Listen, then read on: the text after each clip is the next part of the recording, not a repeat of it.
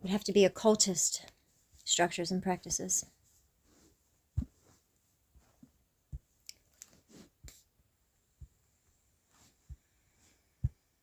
One AI to rule them all. Land of Mordor in the fires of Mount Doom. My administration will lead an international effort to enforce biological weapons convention, which is going to be meeting with the top leaders of the world by pioneering an AI verification system that everyone can trust.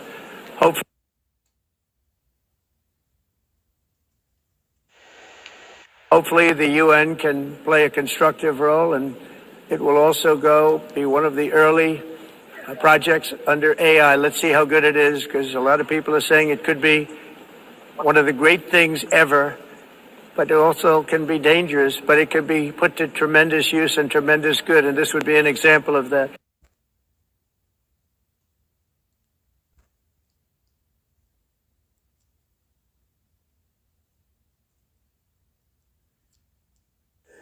Over the past week, I heard from many parents across the country about their views on AI in the classroom. I could not find one person who supports its use in elementary school, even among parents who used AI at home to generate creative work with their kids.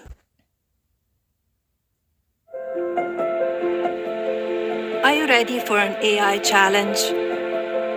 Take part in this nationwide initiative to discover, develop, and expand AI's potential.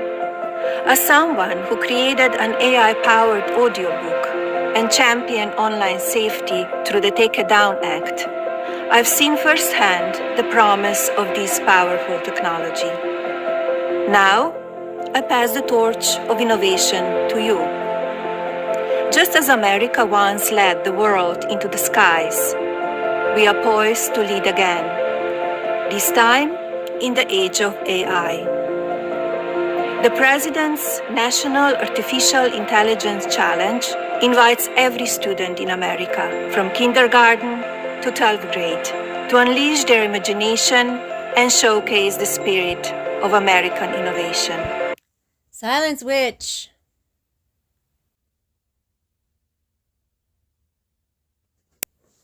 Good luck.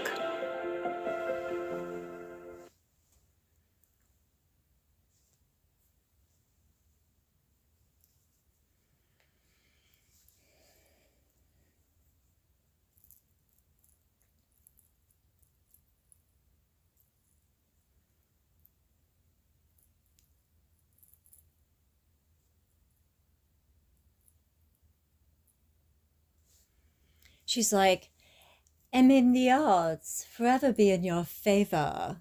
No, we don't even get that. Just good luck. Good luck, sucker. Good luck, Shiksa.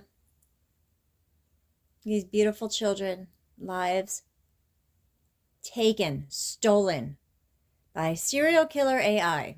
Well, AI is now also 54 students, skulls wired to high-density EEG scanners. Session 1, half of them bang out essays solo. Their brainwaves, fireworks. Session 2, researchers unleash ChatGPT. Productivity skyrockets, but neural activity plummets by up to 40%. That's the mental equivalent of skipping every workout and still expecting abs. MIT calls it cognitive debt. Think of it as maxing out a credit card in your head. You feel rich now, the bill hits hard later. Fast forward 4 weeks. 83% of the AI crowd can't recall what they wrote minutes earlier. Their frontal lobes, quiet as a graveyard. When the scientists yanked ChatGPT away, those same students crashed, writing slower than before.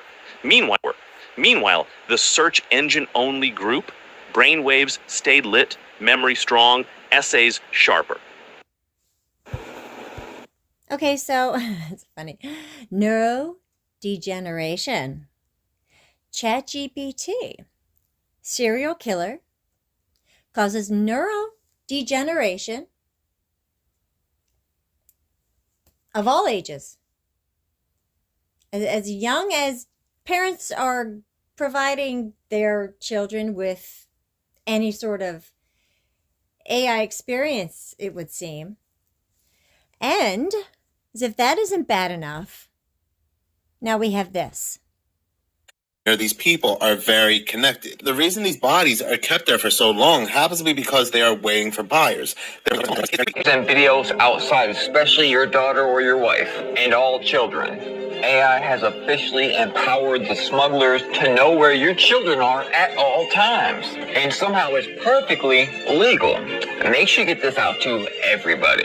So here's a video with this child. They're using this AI program, which goes into a database, looks at the entire Earth, and it'll tell you exactly where the picture is taken.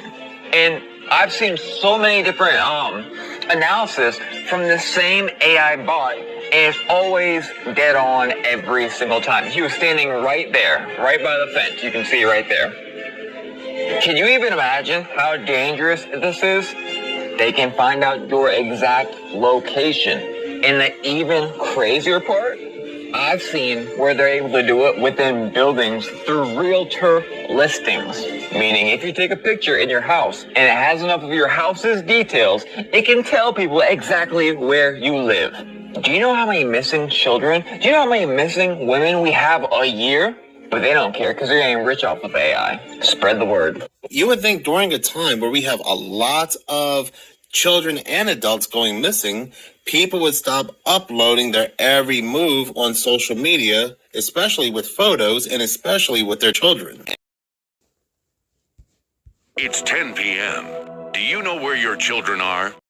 This Earth is going to be wrecked, and they seriously expect us to be worried about climate change? You're not going to get enough CO2 out of the air to fix a problem like this.